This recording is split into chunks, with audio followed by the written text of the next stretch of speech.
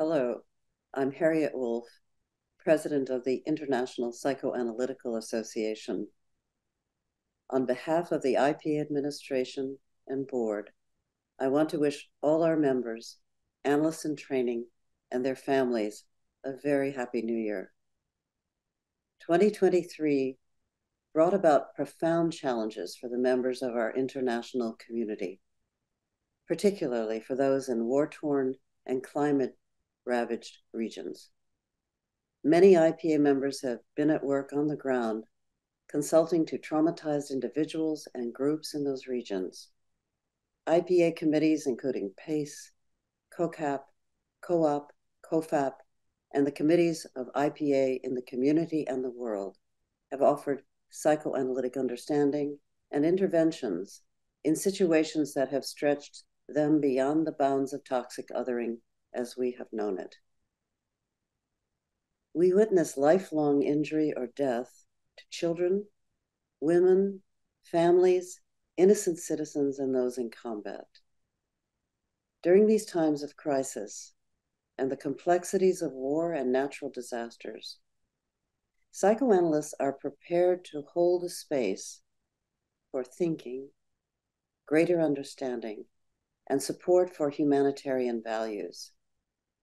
As citizens of the world, we deplore evidence of hate, objectification of fellow human beings, and relentless violence. While we reflect on the past year, I hope we can also look forward into a new year that brings greater room for rational thinking, peace in war-torn areas, and recognition of all we have to be grateful for. We constitute a profession that is not only profoundly devoted to humanitarian values, but also to an ethical responsibility for the other. Even as we work to learn much more about the destructive potential of human beings, we must not forget the human capacities for love, respect, and compassion. There were joyful moments in 2023. We celebrated the opportunity to meet in person with colleagues at the IPA's 52nd International Congress in Cartagena. The Congress was an enriching and memorable gathering of analysts from around the world who engaged in presentations, panels, and discussions that demonstrated the dynamism and diversity of our field.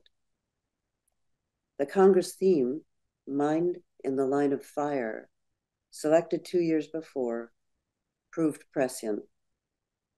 The breadth and depth of existing psychoanalytic activity in our troubled world became evident. Theoretical and clinical exchanges were valuable and inspiring. We also held the first official business meeting since London in 2019. Many new component and provisional societies and study groups were celebrated. The new IPA board, the officers-elect, President-elect Herbert Blas, Vice President-elect Katie Bulbeato, and our new treasurer, Adela Escardo, took office. We extend again our heartfelt thanks to the outgoing Board of Representatives and our former treasurer, Henk-Jan Dalowick, for their outstanding contributions to the IPA. The new board is now hard at work, addressing a range of important issues for the benefit of psychoanalysis and our members.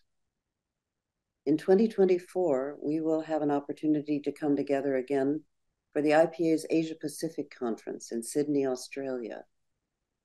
The theme, Suffering and Desire Across Cultures, will offer a framework to explore how the human spirit perseveres in the face of adversity and how societies navigate and overcome social catastrophes and natural disasters. The early bird registration period will launch on the 15th of January. We hope many of you will join us in Sydney in May. Before I finish, I want to draw your attention to 3 additional important IPA initiatives. First, IPA members and society presidents received the full final report of the Task Force on Psychoanalytic Training in Contemporary Times, known as Task Force 2, in mid-December.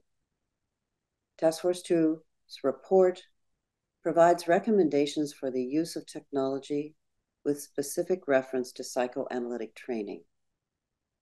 No online-only training is endorsed, but a minimum foundational amount of in-person analysis is suggested, upon which societies can build. I strongly encourage all members to read the report, which is well-written, informative, and represents 4 years of concentrated attention to the use of technology in training. The board votes on the recommendations at its next in-person meeting in March 2024. Another important initiative is the planning of the next IPA Congress, which will be held in Lisbon, the 30th of July through the 1st of August, 2025. The IPA's events team, Congress Working Group, and the Congress Program Committee are exploring innovative approaches and a new Congress format. We'll provide updates about these developments throughout the new year. Finally, the IPA currently recognizes 4 official working languages: English, French, German, and Spanish. In early 2024, members will be invited to vote on a change to the rules, which will add Portuguese as a 5th working language. We believe that incorporating Portuguese as an official language is an important step towards greater access and engagement for our many Portuguese-speaking members. In closing, I want to extend my sincere thanks to Adriana Prangler, Vice President, Adela Escardo, our Treasurer, the Board of Representatives, the chairs and members of our committees, and the staff at Lexicon. Their work and dedication throughout 2023 were essential for our organization, and I look forward to continuing to work with them throughout 2024. Once again, warmest wishes to you and your loved ones for a safe, healthy, and more peaceful 2024.